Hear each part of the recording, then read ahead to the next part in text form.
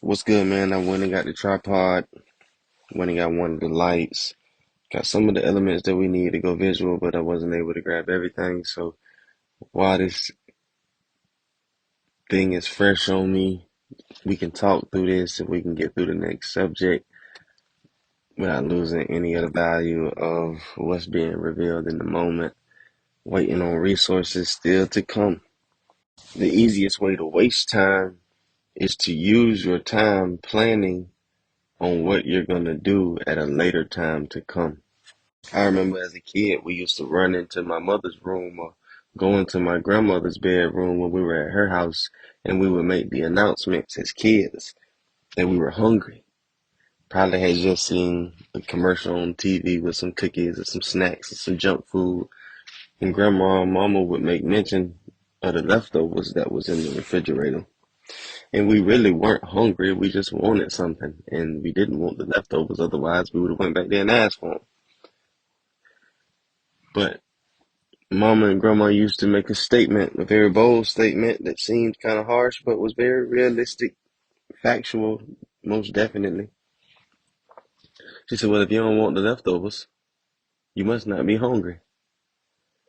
And as a kid with no ear to hear, no discernment, no understanding, and no grace to extend in the face of not getting what it is that we desire, totally under the control of the opposites, it's impossible to hear that statement as what it is. And all Mama and Grandma was trying to communicate was when you really want something, you're going to go to whatever extent necessary to get what it is that you desire, to accomplish what it is that you want. If you're hungry, you'll eat broccoli even if you don't like vegetables. If you're hungry, you'll eat whatever is offered to you to nourish your body and keep you in a state moving forward so that you can have something that you enjoy. See, our parents knew at the time we had never been through anything. They knew we had never been somewhere taking care of kids with only enough money to feed the kids and skipping meals so that the children wouldn't feel the effect of the poverty that we had begun to experience. You know, at that age, we were not concerned with the economical standings of our parents. We just assumed that they had it because typically when we asked for something, they find a way to get it, and they wouldn't explain to what extent they went to get it. They wouldn't explain what sacrifices. Most of them don't explain what sacrifices they make to get it. They just go get it. And as kids, that programs us to be insensitive to the effort that it takes to satisfy any human being, or even attempt to. The Bible offers us great literature, great word studies, great references, metaphysical pictures for us to recognize from our own experience. When I see myself in the story, then I can correlate the story with my experience, and I can apply the true factor of those scriptures, those ancient texts that have been offered to us today. I don't have to worry about the twisted historical account. I don't have to worry about the countless transliterations, translations, all the different versions of the Bible, the different interpretations and commentaries. I can go in the story and I can find myself. Anytime before looking at the Bible text in general, for sure, one should prep him or herself for what's about to come, because humble pies are not easy to swallow. And if you don't acknowledge in the front end the error in your ways, when you begin to see them, you'll do what you always do and you'll defend them and you'll extend them into your future presentation. Great I am, I forgive me for anything that I may see in me that is not pleasing in thy sight. But I ask that you show me the truth of me, so that I may apply the corrective measures to live a full expression of the wholeness that is an inheritance of my creation. I see. So now that we're tuned for the truth of the Bible and what it may reveal to us. I want to look at a word study. There's a word in the Bible that's used not from within the context that we're familiar with the word for the most part, but the Bible makes mention a lot about snares. SNARES. I'm not even going to be particular about what version of the Bible we're reading from. Proverbs 29:6. In the transgression of an evil man there is a snare, but the righteous do sing and rejoice. Proverbs 29:8. Scornful men bring a city into a snare, but wise men turn away wrath. Proverbs 29:25.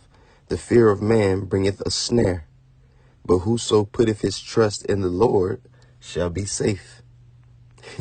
So right there, just from the three passages from the Proverbs, we get a theme of snare as a trap, a net that is inactive and innate, but we create.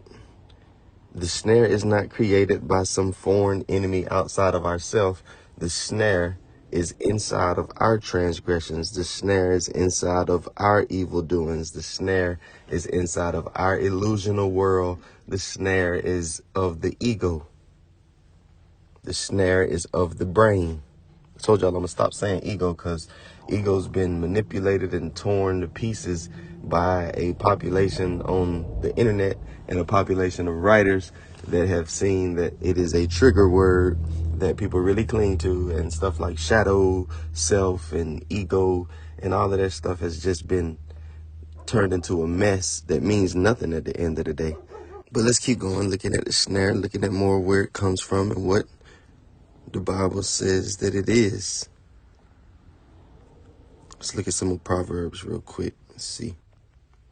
Proverbs 18:7. A fool's mouth is his destruction, and his lips are the snare of his soul. We can't just move past that. A lot of times it's the things that we say that indicate the things that we think that are a full expression of every conflict that we experience in the physical, in the emotional, and in the psychological and spiritual existence that we walk out day by day.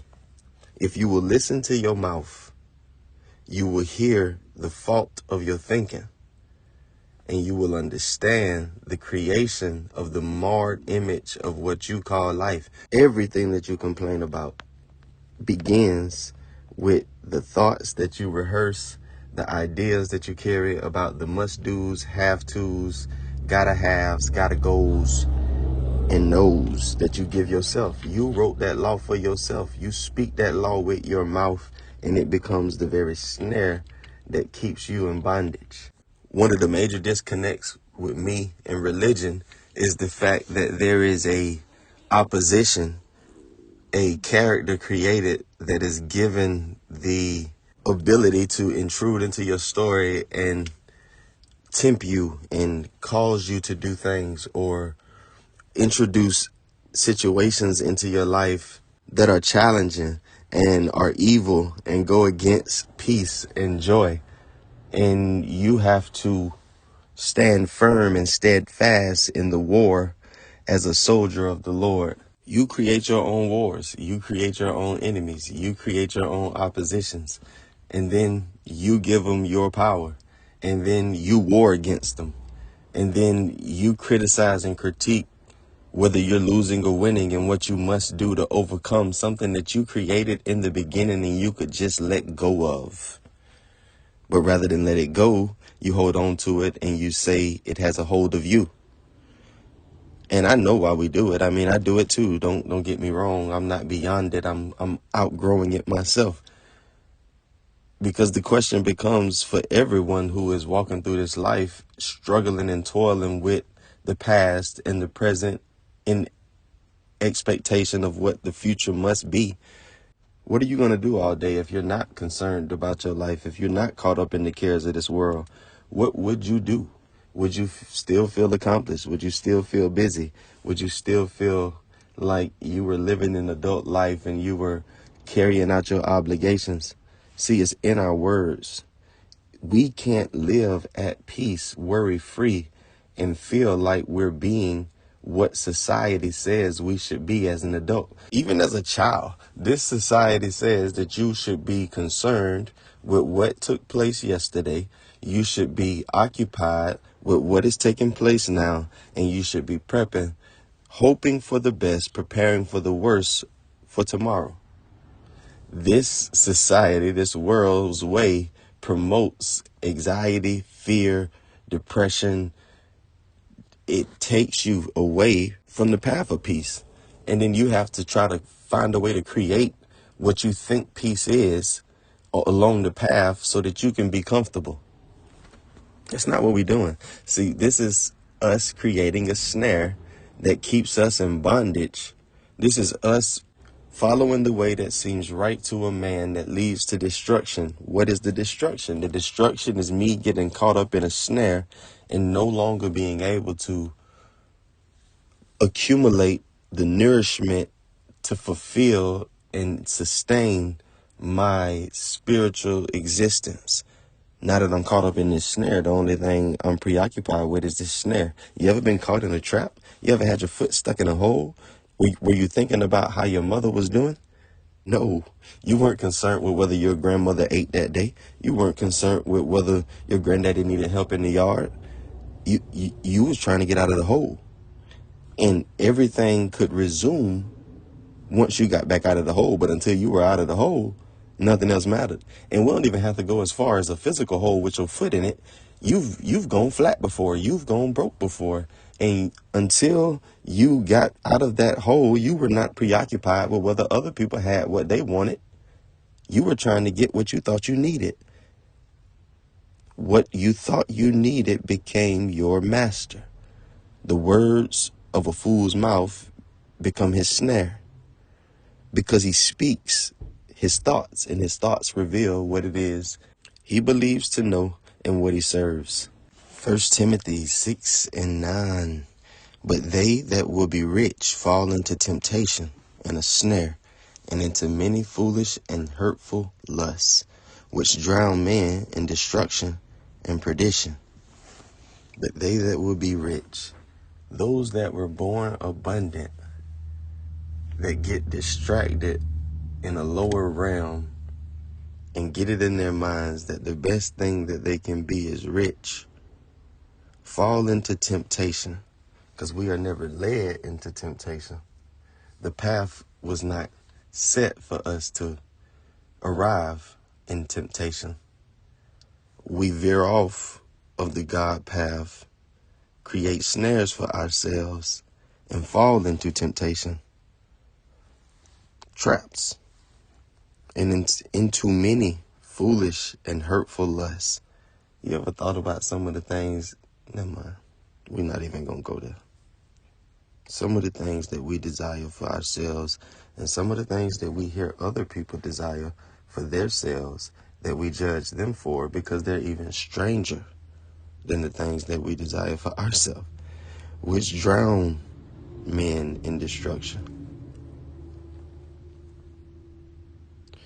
2 Timothy 2:26, and that they may recover themselves out of the snare of the devil, who are taken captive by him at his will.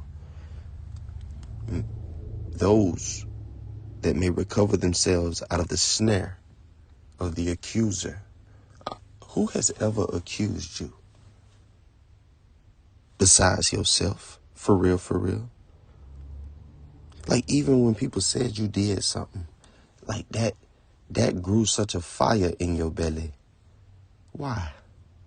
Could it possibly be In the times that you did do it, you feared being uncovered as the culprit, as you pretended to be holy in the sight of others, because you're way more, like most, preoccupied with how people see you rather than who you are in reality.